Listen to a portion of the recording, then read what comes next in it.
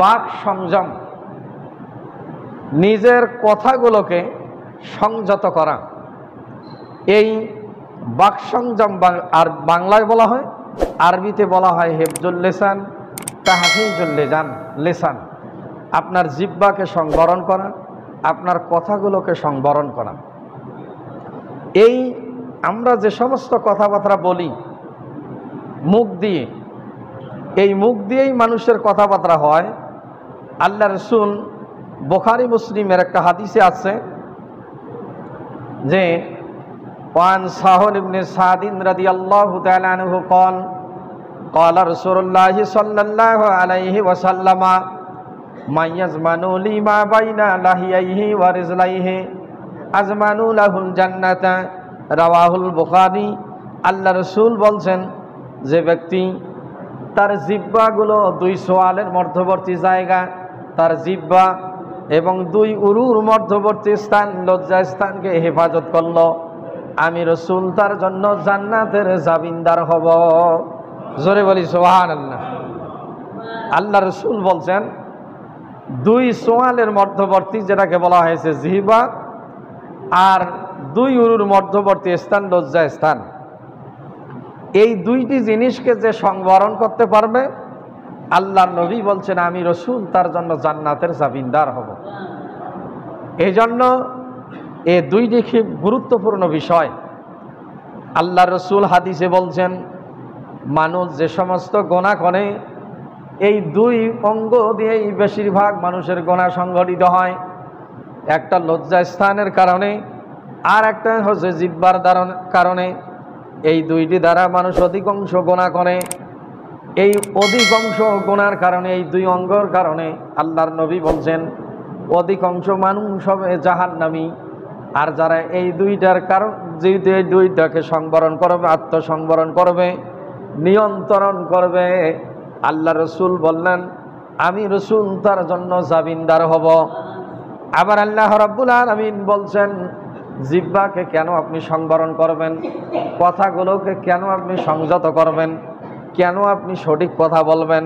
আল্লাহ রাব্বুল আলামিন বলছেন সূরা কফের মধ্যে, মা ইয়ালফিজু মিন কাউলিন ইল্লা লাদাইহি রাকীবুন আতীদ।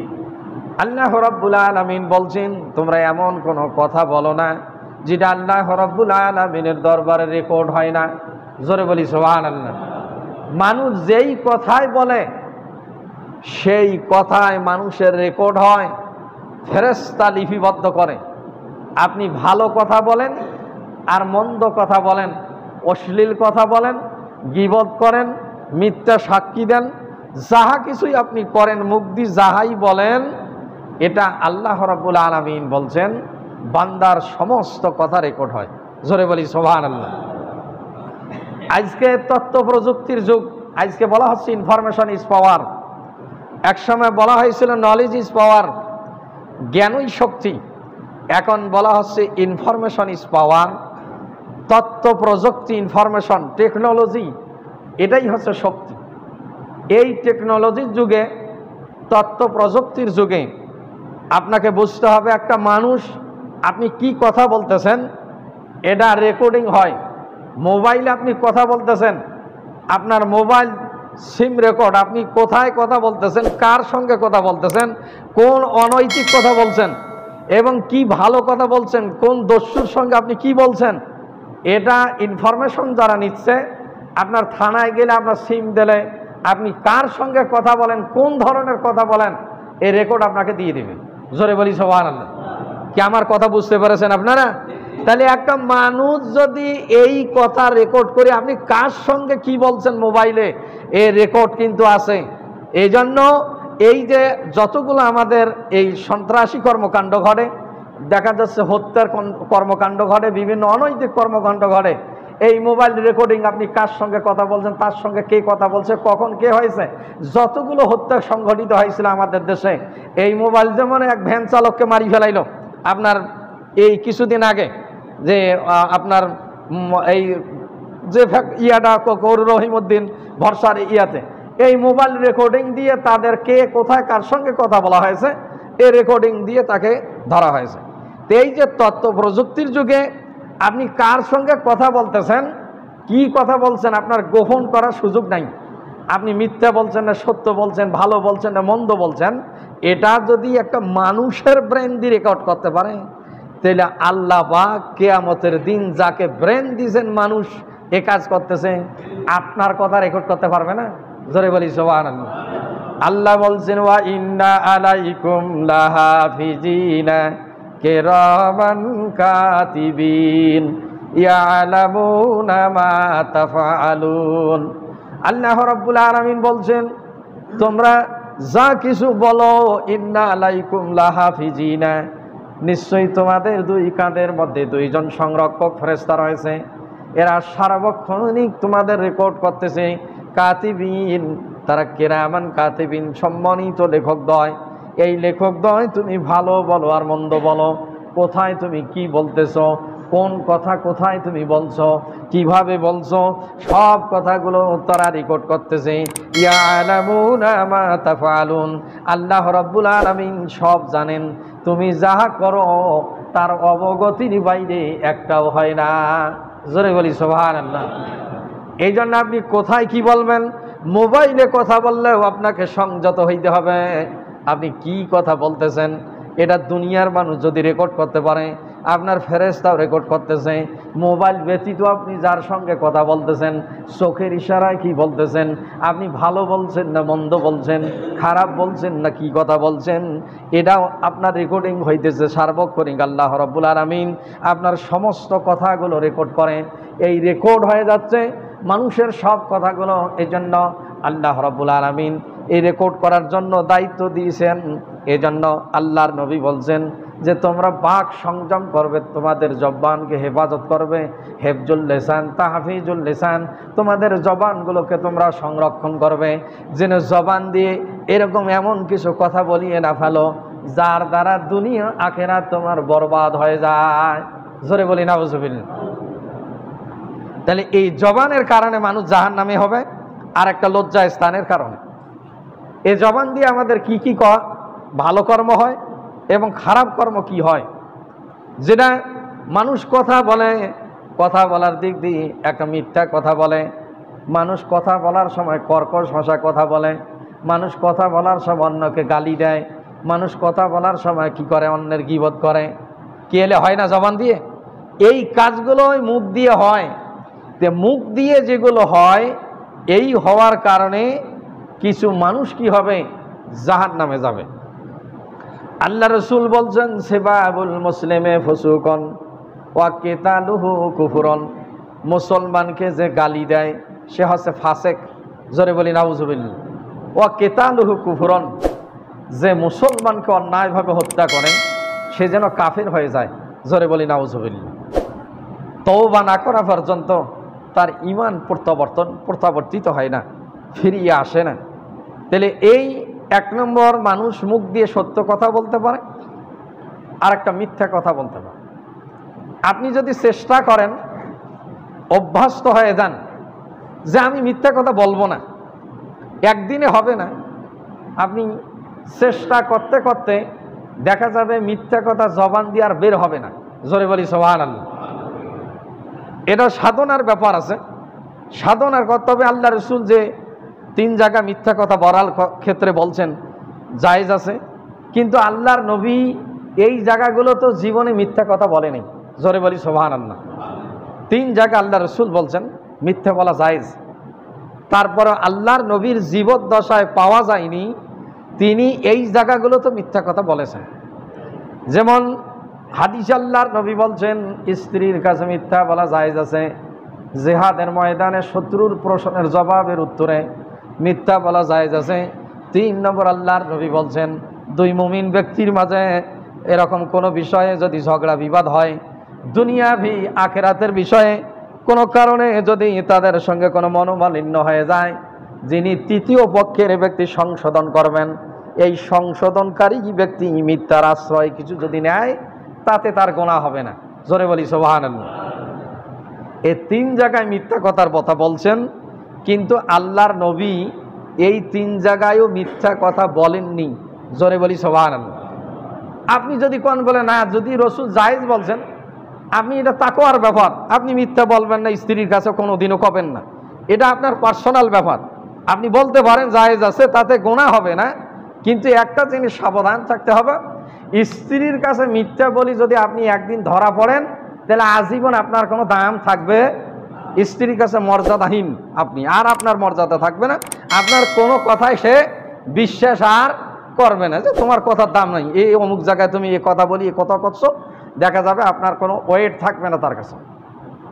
তো এই 3 জায়গায় আল্লাহ রসুল মিথ্যা কথা বলছেন, তা ব্যতীত মিথ্যা কথা বলা নিষেধ করছেন। আবার হাদিসে আল্লাহর নবী বলছেন, আল কিযবু উম্মুজ জুনুব, মিথ্যা বলা হচ্ছে সমস্ত পাপের মা।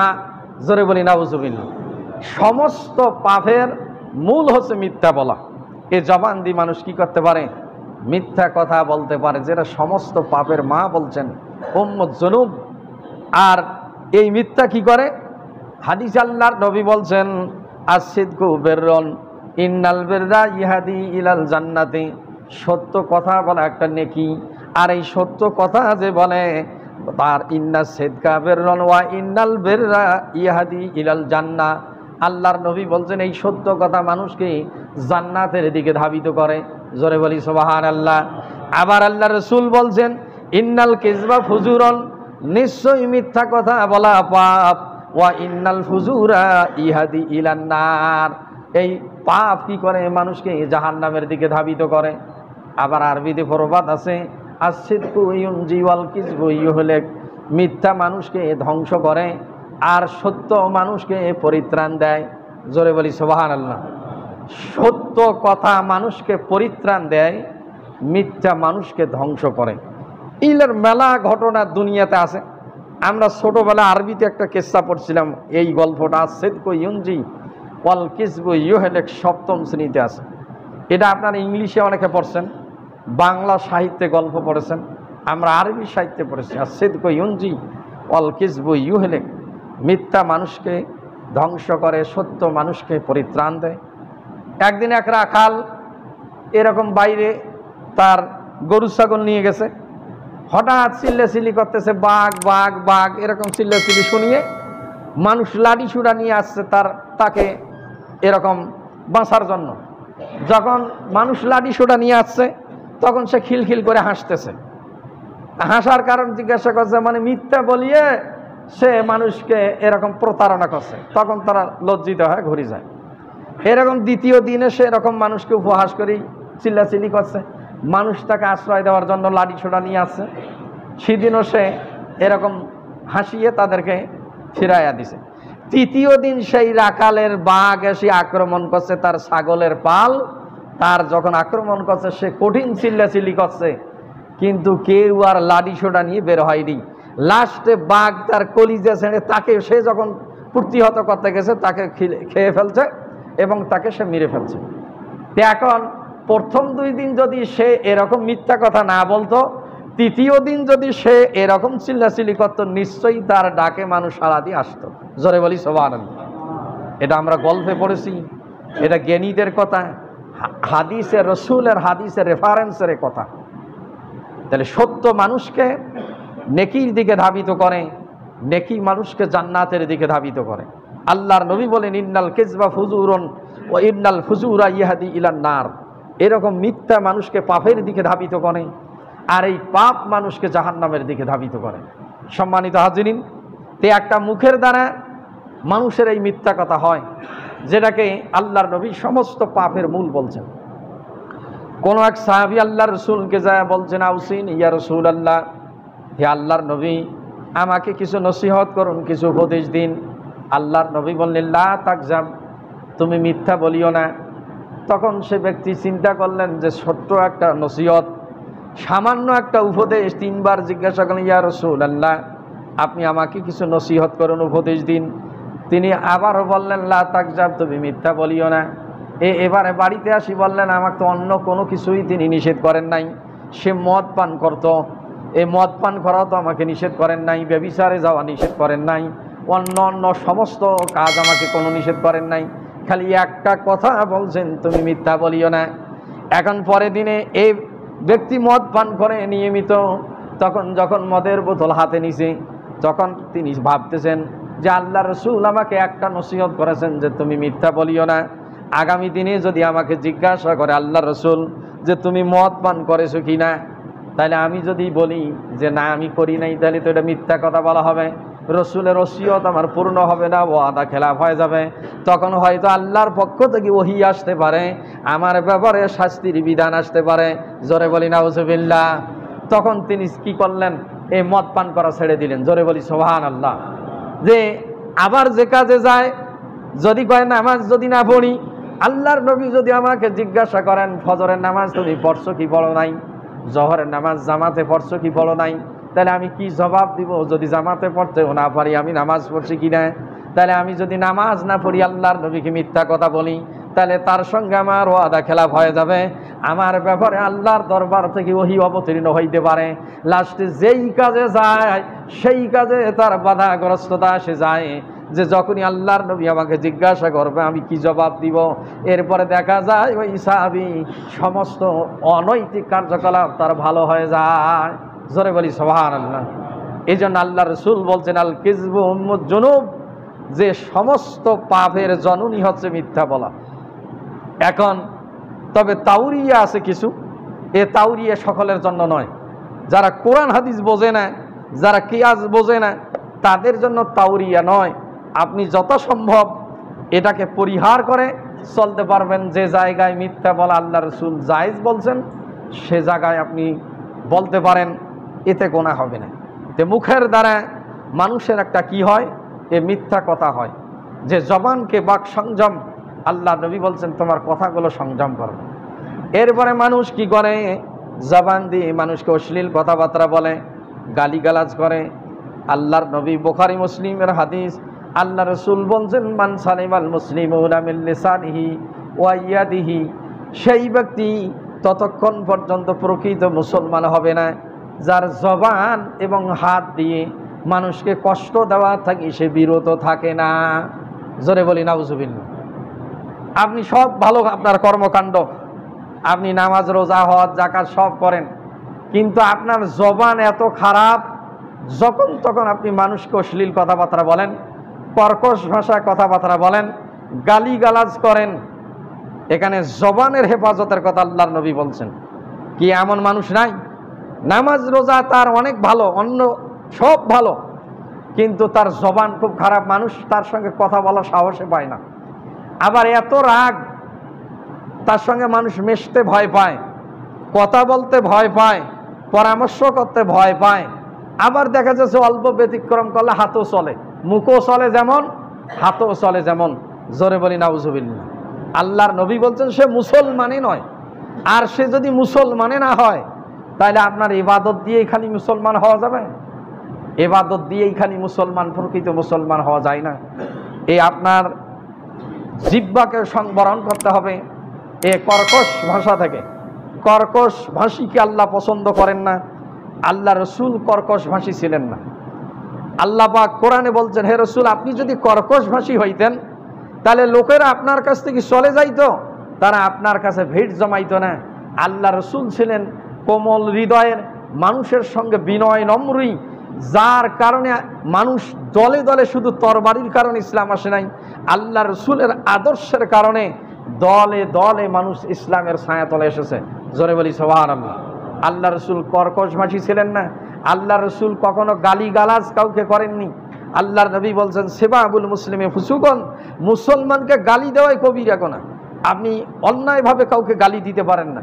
সে যদি ওই গালির যোগ্য না হয়, তাহলে আপনি সেই গালির প্রত্যাবর্তন আপনার দিকে আসবে। কাকো ফাসেক বললেন, কাকো কাফের বললেন, বাংলা ভাষা অনেক গালিগালাজ করলেন, যাই হোক, যে গালি সে পাওয়ার উপযোগ্য নয়, সে যদি ওই গালির উপযুক্ত না হয়, এটা আপনার দিকে প্রত্যাবর্তন করবে। আপনি যদি ওইটা প্রত্যাবর্তন না হয়, তাহলে আপনি একটা কবিরা গুনাহ করলেন। জোরে বলি নাউজুবিল্লাহ। তাহলে এই বাক সংযমের ব্যাপারে, আপনার কথাকে সংবরণ করার ব্যাপারে, যে আপনার কথা দিয়ে যেন মানুষ কষ্ট না পায়, আপনি কর্কশ ভাষী যেন না হন, আপনি যেন কথা দিয়ে গালিগালাজ যেন অন্যায়ভাবে কাউকে না করা হয়। আল্লাহর নবী একটা হাদিসে বলছেন, কেউ যদি অন্যায়ভাবে তোমাকে গালি দিতেই থাকে, আর যতক্ষণ পর্যন্ত তুমি জবাব দাও নাই, আল্লাহর নবী বলছেন ওই বান্দার পক্ষে ফেরেশতারা তার জবাব দেয়। জোরে বলি সুবহানাল্লাহ। আর যখন বান্দা জবাব দেওয়া শুরু করে যায় তখন কি হয়, ফেরেশতারা সরে যায়। তবে অন্যায়ভাবে গালি দিতেই থাকবে, আপনি অন্তত প্রতিহত করতে পারেন, জবান দিয়ে বলতে পারেন যে কেন ভাই আমাকে গালি দিচ্ছ, কি আমার ত্রুটি, কি কারণ, এটাকে প্রতিহত করতে পারেন। কিন্তু তার সঙ্গে আপনি চড়িয়ে যা দেখা যাচ্ছে এই মারামারি হয় অনেক সময় অনেক কথারই কারণে। জোরে বলি নাউজুবিল্লাহ।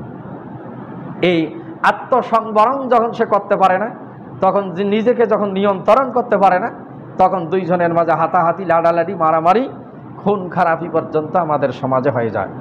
এই জন্য যে আমার জবান দিয়ে মানুষ যেন কষ্ট না পায়, এই জিহ্বাকে আমার সংবরণ করতে হবে। আমার ভাষা দিয়ে যেন কেউ কষ্ট না পায়।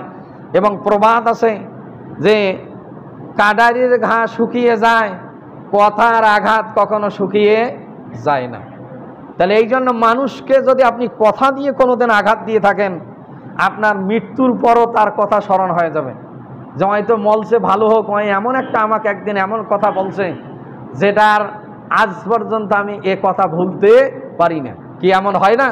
প্রত্যেকের হৃদয়ে এরকম কারো না কারো কথা গাঁথা আছে যে এরকম ওই কথা একদিন আমাকে সে এমন কথা বলছে যে কথার প্রতিক্রিয়া আমি আজও ভুলতে পারি না। এরকম কথার আঘাত কখনো শুকিয়ে যায় না। এই জন্য কাটারি দিয়ে তরবারি দিয়ে আঘাত করলে এটা মুছিয়ে যায়, শুকিয়ে যায়, চিহ্নই থাকে না।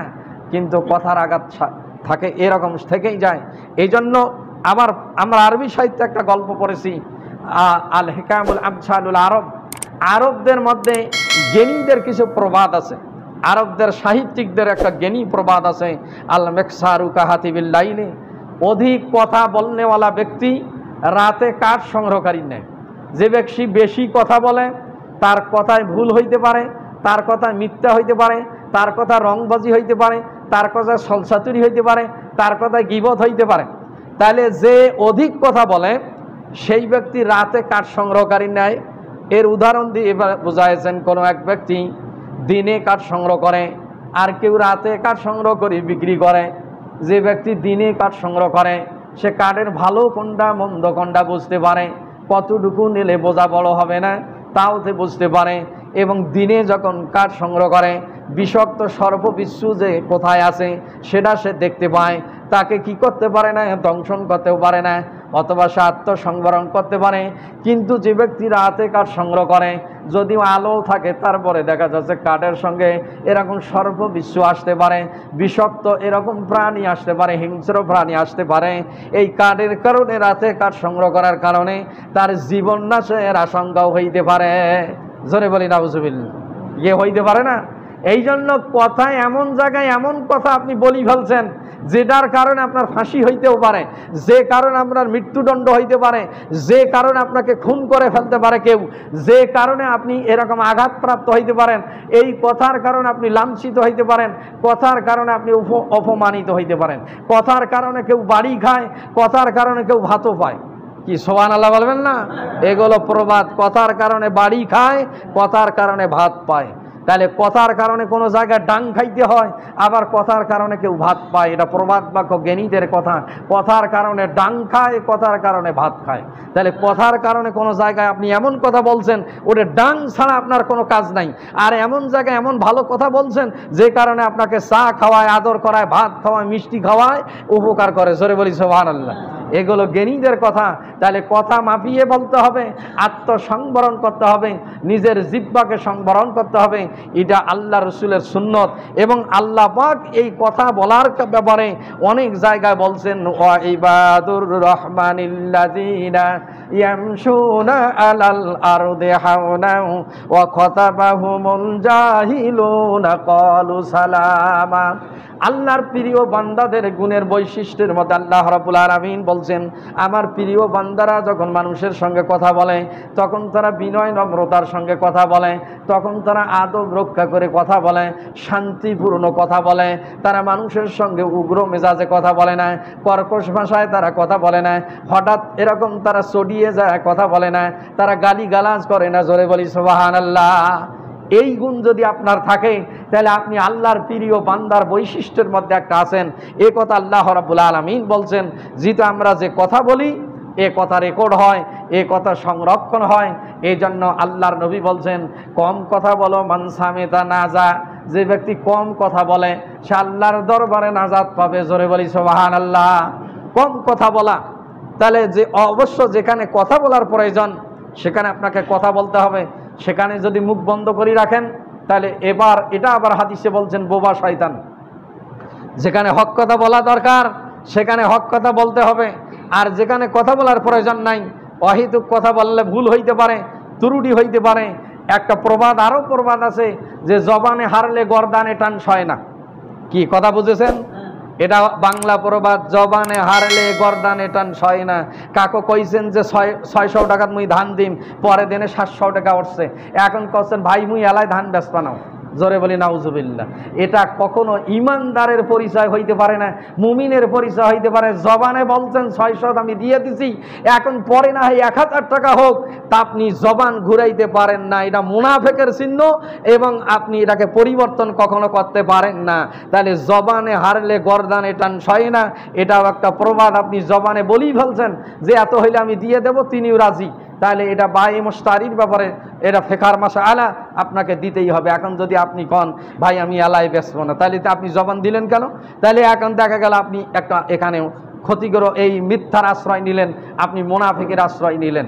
এই জন্য কথার ব্যাপারে অনেক কথা আছে যে এই কথাকে সংবরণ করতে হবে। এরপরে কথার দ্বারা কি হয়, মানুষ যখন কথা বলে মানুষের অপবাদ দেয়, মিথ্যা অপবাদ দেয়। মানুষ মুখ দিয়ে কি করে, জবান দিয়ে মানুষের গীবত করে, মানুষের দোষগুলো এরকম বর্ণনা করে, মানুষের দোষ বর্ণনা করে।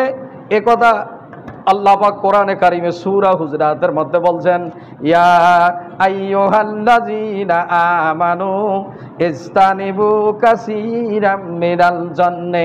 আল্লাহ রাব্বুল আলামিন বলছেন, হে ঈমানদারগণ, তোমরা কি করো, মানুষের প্রতি খারাপ ধারণা করার থেকে তোমরা বিরত থাকো। তারপরে বলছেন ইন্না বাদাত জান্নে ইসমন। তিনটা বিষয় আল্লাহ রাব্বুল আলামিন বলছেন, এই খারাপ ধারণা কোনো সময় এটা গুনার কারণ হইতে পারে। 2 নম্বর বলছেন ওয়ালা তাজাসসু, তোমরা কি করো না, কারো দোষ বর্ণনা করো না, দোষ অন্বেষণ করো না। ওয়ালা ইয়াগতাব, এবং তোমরা গীবত করো না। বাদুকুম বাদান, একে অপরের দোষ বর্ণনা করো না। আইয়ুহিব্বু আহাদুকুম আইয়াকুলা লাহমা আকিহি মাইতান, তোমরা কি তোমার মৃত্যু ভাইয়ের গোশত খাইতে পছন্দ করো? ফাকারিহতুমুহু, আর নিশ্চয়ই তোমরা এটা কখনো পছন্দ করো না। মৃত্যু ব্যক্তির গোশত খাইতে কেউ পছন্দ করে? আল্লাহ বলছেন না, এটা তোমরা পছন্দ করো না। আল্লাহ পাক এখানে 3টি জিনিস নির্দেশ দিয়েছেন সূরা হুজরাত। আল্লাহ রাব্বুল আলামিন বলছেন, মানুষের জন্য কোনো মুমিন হোক আর অমুসলিম হোক, তোমরা কি করো না, হুট করি তার ব্যাপারে খারাপ চিন্তা করিও না। যে ইসতানিবু কাসীরাম মিনাল জান্নে, খারাপ ধারণার থেকে, চিন্তা পোষণ থেকে তোমরা মুক্ত থাকবে। এই খারাপ ধারণা কোনো সময় তোমার গুনার কারণ হইতে পারে। আপনার সাইকেল হারাইছে মসজিদ থেকে, এখন আপনি মনে করছেন ওই মোর সাইকেল খান নিয়ে গেছে। কি জোরে বলি নাউজুবিল্লাহ। কি কথা বুঝেছেন আমার? এখন আপনি এখানে দেখলেন, আপনি ভিডিওতে দেখতেছেন, সিসি ক্যামেরায় দেখতেছেন, ছবি চেনাই যায় না। তে না চিনি যদি কোন তুই মোর সাইকেল নিয়ে গেছিস, এখন এই যে আপনি ধারণা করলেন খারাপ ধারণা, সে নাও হইতে পারে।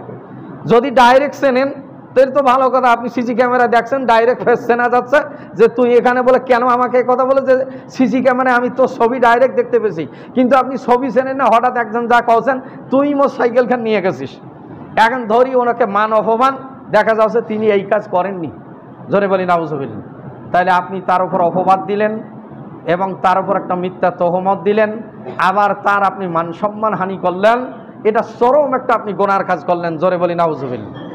আবার এটা তো প্রকাশ করা একটা মিথ্যা অপবাদ, তিনি না দেখি আপনি বললেন, সাক্ষী প্রমাণ ছাড়া এটা করা যাবে না। আল্লাহ বলছেন যে তোমরা এ ধরনের কাজ করিও না, এবং আল্লাহ রাসূল হাদিসে নিষেধ করেছেন। আর এরপরে আল্লাহ পাক ধারণার থেকে নিষেধ করছে, বলছেন এরপরে বলছেন তোমরা মানুষের দোষ খোঁজো না। ওয়ালা তাজাসসু, অন্যের দোষ ত্রুটি অন্বেষণ করিও না। তুমি আগে নিজের সমালোচনা করো, যেটাকে বলা হয় আত্মসমালোচনা। আল্লাহর নবী বলছেন, তুমি আল্লাহর দরবারে হিসাব দেওয়ার আগে তোমার নিজের হিসাব করো।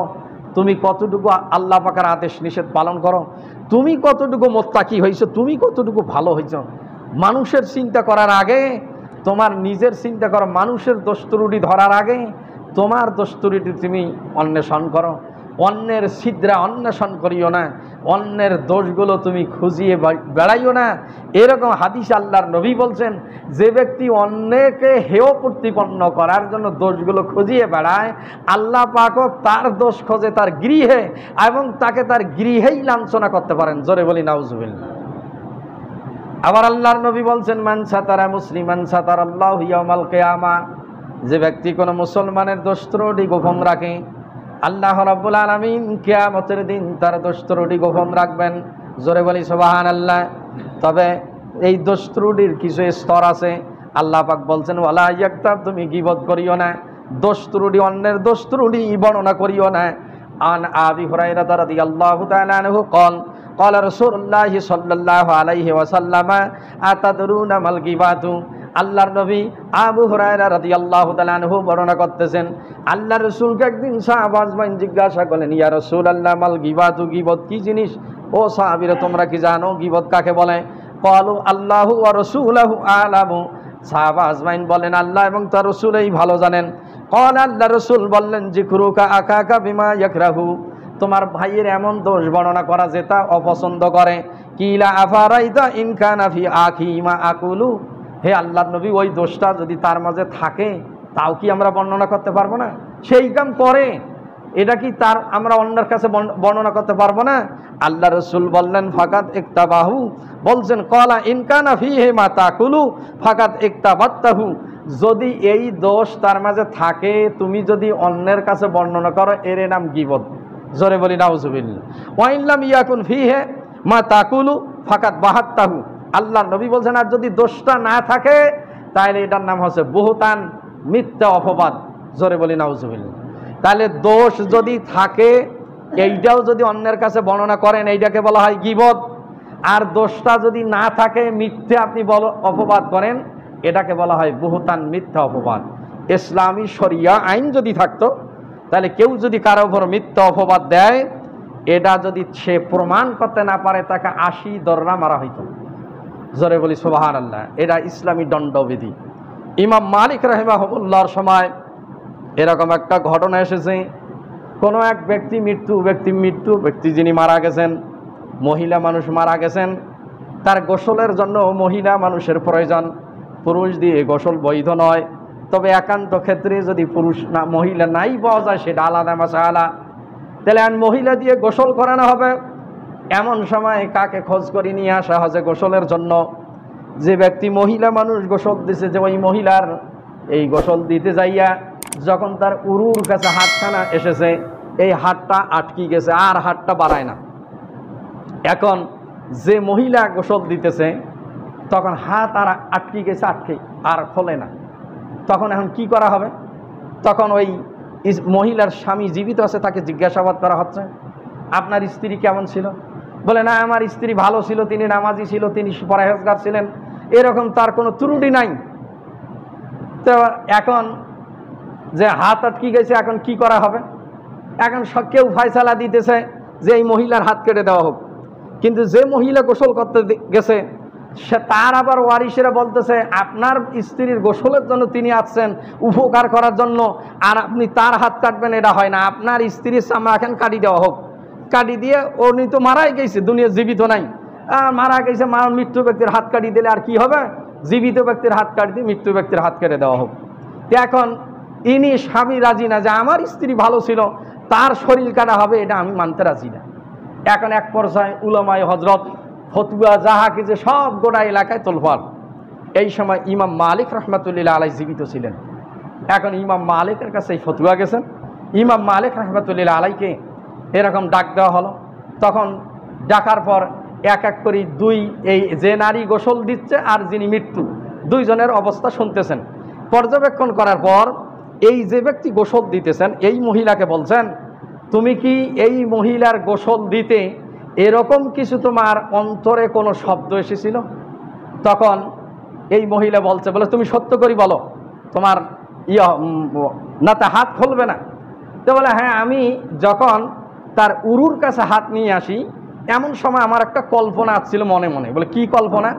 যে বলে এই মহিলাটাকে আমি অমুক দিনে অমুক পুরুষের সঙ্গে রাস্তা দিয়ে হাঁটতে দেখছি, মানে হাঁটতে তার একটা খারাপ ধারণা ছিল যে অমুক পুরুষের সঙ্গে গেছে, সেটা কিন্তু সে চিন্তা করে না সেটা তার ভাই না তার স্বামী না তার বাপ, এটা চিন্তা করে না, তার একটা খারাপ ধারণা মানে মিথ্যা ধারণা তার অন্তরে আসছে যে নারীটা হয়তো কি অনৈতিক কোনো কার্য বা তার চরিত্রহীন, জোরে বলি নাউজুবিল্লাহ।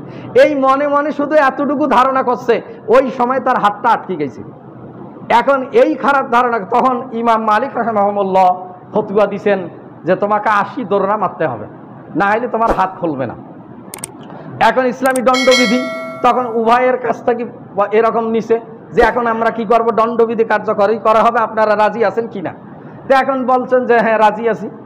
এরপরে যখন দেখা গেল 79 দৌড়া মারা হয়েছে, যিনি দৌড়া মারতেছেন ব্যাত মারতেছেন হাত খোলে না, তখন ইমাম মালিক রাহিমাহুল্লাহ ইজতিহাদ করলেন, তারা তো আল্লাহওয়ালা ছিলেন, তখন ইজতিহাদ করার পর যিনি দৌড়া মারতেছেন তেনাকে বললেন যে তুমি আরেক দৌড়া মারো দেখি, যেই আরেক দৌড়া মারছে অমনি তার হাত খুলে গেছে, জোরে বলি সুবহানাল্লাহ। সম্মানিত হাজিরিন, তাহলে কারো উপর আপনি মিথ্যা অপবাদ দিবেন এটা সাবধানে দেন, কারো উপর মিথ্যা তহমত দিবেন, এজন্য জবান সংবরণ বিশেষ একটা ইবাদতের শামিল। এই বাক সংযম, আত্মসংবরণ, নিজের জবানকে হেফাজত করা, যে জবান দিয়ে মিথ্যা তহমত হয়, যে জবান দিয়ে গীবত হয়, যে জবান দিয়ে মিথ্যা সাক্ষ্য হয়, যে জবান দিয়ে মিথ্যা কথা বলা হয়, যে জবান দিয়ে কর্কশ ভাষা মানুষকে গালি দেওয়া হয়, যে জবান দিয়ে উগ্র মেজাজে আপনি কথা বলেন, যে জবান দিয়ে আপনি অশ্লীল ভাষায় কথা বলেন, এইগুলো সব পরিহার করা ইমানদারের পরিচয়, প্রকৃত মুসলমানের পরিচয়। আল্লাহ পাক আমার সংক্ষিপ্ত কথায় আমাকেও এবং সকলকে আমল করার তৌফিক দান করুক, সঠিক বুঝ দান করুক। সবাই বলে আমিন।